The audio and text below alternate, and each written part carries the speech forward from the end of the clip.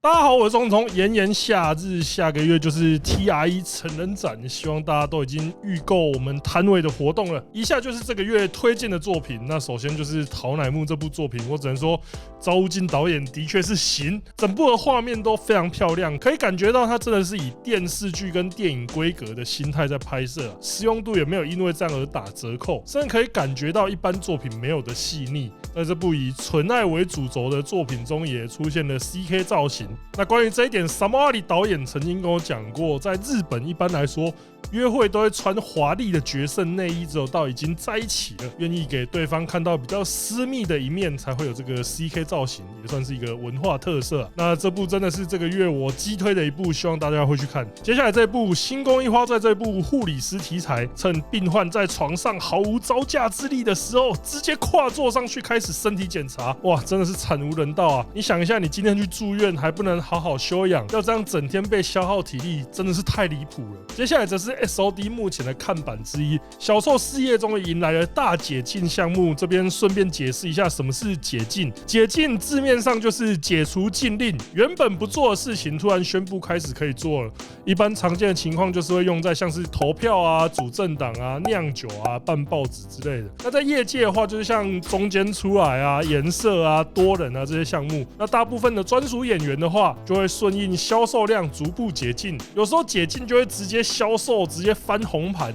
典型例子就是樱空桃。当然反过来说，销量如果够火爆的话，也是可以老娘到隐退都不解啊。那 SOD 相对来说是一家解禁很快的片商，像之前神木利啊、炼渊都蛮快的。在这边的话，小臭我觉得他如果今天是在未有集团的话，感觉应该可以再撑更久才会出这支作品。在这部我觉得算是这个月蛮有趣的剧情类作品，由架乃由罗主演，相信大家都有被问过这个问题啊。如果让你进入 AV 的世界，要不要？那本作主角就是这么幸运，真的穿越到 AV 的剧情当中。但是不幸的是，他是那个负责戴绿帽的，所以他在本作当中的任务就是要扭转被 NTR 的未来，跟架乃小姐共度幸福人生。只能说这种逆天改命的路线从来都不好走，最后的结局其实也是留下来一点悬念。子通，你明天有事吗？有，我明天要去看国际运动会，接下来这几天我觉得应该都蛮没空的。水哦，那我明天也不用来了，反正子通要出国看国际运动会。小丽，他怎么5点了，香香还没来啊？你打电话问一下吧。哎呀，你人嘞？怎么还没来？子通不是要去看国际运动会？我哪来的钱去巴黎看国际运动会？现在去巴黎机票动辄5-6万，哪有钱啊？我要看国际运动会，当然是有我最爱的爸爸 Surfshark VPN。撇开费用不说，光是 Surfshark VPN 能同时支援上百个国家、3200多个伺服器，这点大大满足我想同一时间观看好几个运动项目的要求。比起出国来说，当然是选择我们的 Surfshark VPN， 而且还能保护你最重要的网络足迹。只要一个账号就能享有无限装置数量。想购买各国运动员周边的话，还能让你轻松跨区购买。现在加入还只要2.21美金，订购 Surfshark VPN 时输入优惠码 FingerMaster56，立即享有4个月免费使用期，是不是比直接飞现场更划算啊？还在等什么？赶快加入吧！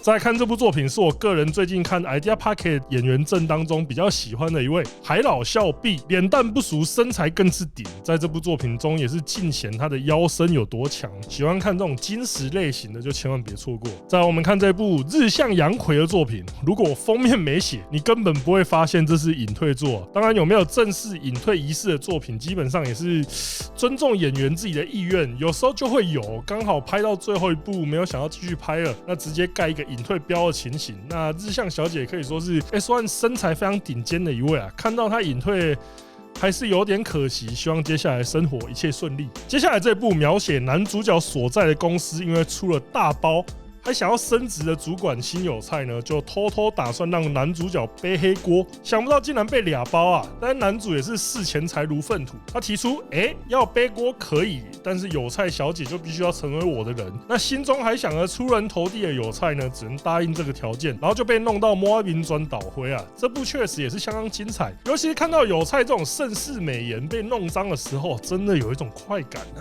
接着来看这部作品2次元改编的续作，描写丈夫走在老婆跟她的闺蜜一起来才能够提枪上阵。那这也是原作第2次改编，只是第1集是小花暖跟冯建梨花，这集就变成了水川锦跟美原荷花，就像战争机器还有浩克一样，都以为换了人，大家没差啊。那确实2部作品都相当精彩，水川小姐也是我非常欣赏的演员，美原小姐在本作中更是超级可爱啊，非常推荐的一部作品。接下来这部由良加奈的作品，老实说看了心情很复杂。本作是用一个类纪录片的手法在拍摄，记录一个家庭的生活，尤其是聚焦在兄妹的部分。那哥哥就是有点特别，这部片会让人想起像西恩潘的 I'm Sam， 或是成龙跟洪金宝的龙的心。那兄妹之间又有不可告人的关系，就让整部作品的走向更加奇幻。就像前面讲的，看完心情真的非常复杂。好，那接下来这部作品，身为目前业界最暴力的肉体之一，小虎男用这部作品告诉你，即使包得紧紧的那个优秀的曲线，还是根本藏不住。不止如此啊，反而更显色气。就像 Ben Simmons 休赛季的时候拼命 po 训练照片，不仅不会让人家觉得他很努力，反而会想说，是不是夏季开局没多久又要落赛？但跟西门不一样，小的实力货真价实。这部我也是相当的推荐的。接下来这部神木利本月份的作品，直接让他飘出了人妻味。剧情描述他把小孩送到安亲班之后，马上就跟足球教练打得火热。那其实这一直都是东西方共通的热门题材，像欧美也有很多 Soccer Mom 的主题，台湾也相当于热衷将小孩送去俱乐部踢足球，虽然长大后不一定会继续踢，但是也是有慢慢扩展这个运动风气，我觉得不错啊。接下来这部作品就是樱空桃在本月演出《逆兔女郎》，大家看到这边应该会想说啊，《逆兔女郎》这不是之前就演过吗？确实，虽然在2022年的时候就曾经演出过《逆兔女郎的学园记》，但是像逆兔女郎这么伟大的造型发明，穿1次跟穿2次，相信大家都能接受的。就像拿了1次冠军，球迷就会开始问，那你能不能2连霸一样？那本作除了传统的款式之外，甚至也有运动服的变体造型，绝对能满足各位桃粉啊！接着这部我们看的是米鲁在本月份的演出，这部强调就是他敏感的身体反应，被下了媚药的他，在本作又要面临一整群精壮男演员，那个演出反应真的就是要多夸张有多夸张，甚至整个人直接弹起来。如果米鲁去踢足球的话，可能也会稍微碰到就直接在草地上滚。在视觉效果上是真的非常的惊人，而且实用性也是堪称本月份顶级。喜欢看那种夸张风格的就别错过。接下来这部作品由佐山爱饰演，那目前正值暑假期间，相信也会有人在选择这个时候出国旅行，像这种传统日式旅馆就是不少人的国外住宿首选。我只能说啊，佐山小姐搭配上这个传统和服真的顶，前面盘发跟后面放发造型都让人欲罢不能啊，真的是包吃包住包娱乐。我们接着看到这部作品由E-Body拥有相当不科学身材的雨宫翔演出，在本作当中他扮演一位便利商店的店员，但是因为他非常好讲话，非常不懂得拒绝，竟然就以时薪多50块的代价跟店长签下了肉体契约，让他随便使用。只能说不管在劳基法或是社会道德层面上，都是天理不容的行为。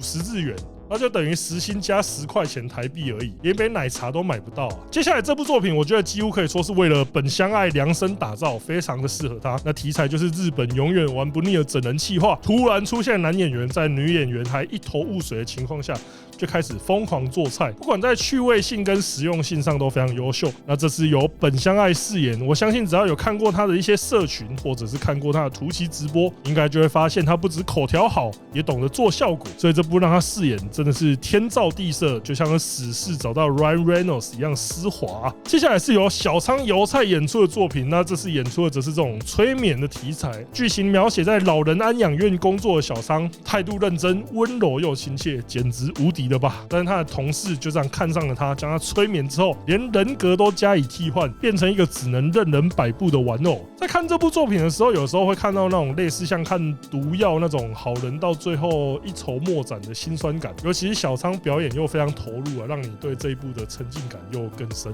接下来这部鱼野美玲终于也演出这个垃圾屋题材，那剧情描写她在跟妈妈吵架之后离家出走，想不到就被住在垃圾屋的大叔趁虚而入，直接把他软禁在家。但是以我一个资深垃圾屋居住者来看，浴室有点太干净了。那本作看点无疑就是鱼野那个顶尖肉体，还有各种制服造型。剧情到了最后，鱼野也已经喜欢上了待在垃圾屋被大叔玩弄的感觉，真的就是斯德哥尔摩症候群的最佳范例呢。今天的最后作品是由和明日菜演出，搬到隔壁来的情侣，女生一直对住在隔壁的单身狗有意无意的诱惑，最后终于成功一亲芳泽的故事。每次看到这种就只能说可恶，好羡慕他。之前租房子的时候，隔壁除了独角仙跟锹形虫，就只有那种在半夜3点还在洗衣服的2486。如果大家有遇过这种优质邻居，也欢迎在留言区跟大家分享你的故事啊。好，以上就是这次推荐的作品，希望大家会喜欢。我是钟聪，我们下次见。